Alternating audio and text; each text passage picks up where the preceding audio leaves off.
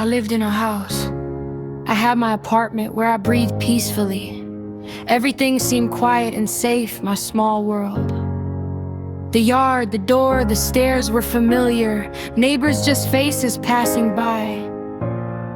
Then one day he appeared, my neighbor's friend. At first just an ordinary person, but over time his words changed. He started pulling me towards him, controlling me, pressuring me to do things I didn't want to do.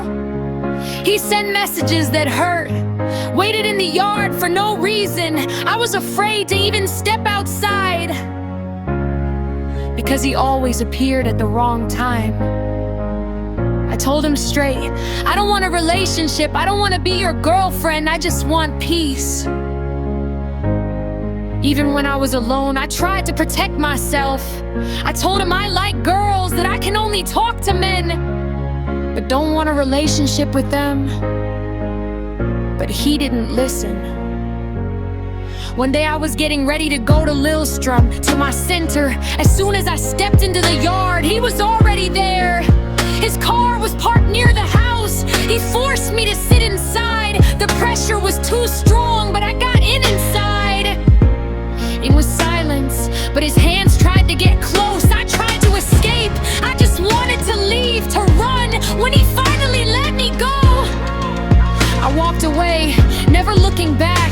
From that day, I hardly went out, and if I did, I was extremely careful. But one evening, everything changed again. I came back from the store, just wanting to put my groceries away. But he was there again. He wouldn't let me inside. I stood there with my bags. Time seemed to stop. Finally, he forced me to sit in his car again, took me to his apartment. His words, his pressure, his control. He made me drink beer as if it were a normal evening. He undressed me against my will, broke me psychologically, left my heart in pieces. My body was no longer mine. He said I had to live within, be about him every day. Walk naked, belong only to him. I just wanted to go home, and I asked many times.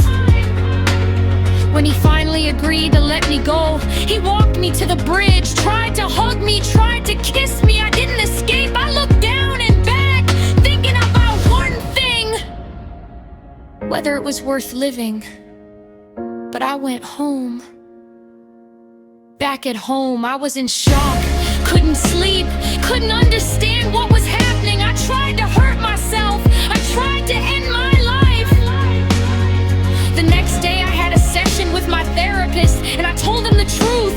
That same day, he called Nav to find me another place to live, so I could escape from bad situations. But even then, it didn't end. The next day, he was nearby again, even in the yard. When I went out for a smoke, I tried to quietly ask for heart, even with my eyes, but nobody understood. Again, he forced me to go to his apartment.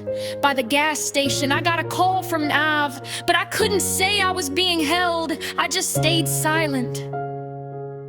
Later, he saw an electric scooter, grabbed my hand, forced me to ride with him. I prayed that it would all end safely. When we arrived at his address, he made me go into his apartment. Upstairs first. The door closed, locked, time moved slowly. At one point he fell asleep, and I quietly unlocked the door. I ran. Back home, I packed my things, went to show up and sign documents, and finally moved to a temporary place. I spent over a month in the hospital. There were days when living seemed impossible. But today, I'm still here. I've spoken to the police, to a lawyer. They can't be there with me to fight him. I decided not to fight him anymore. I try to put myself back together, take care of myself, find the best version of me. If you hear this story, girl, woman, or young girl, don't be afraid to seek help. Go through every door. One door will surely open. One day you will rise so high that no one will recognize you.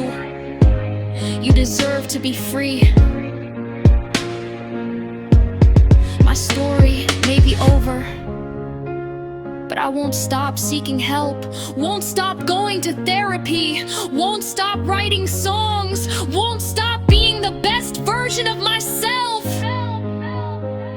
If one door closes, 5 more are waiting in line.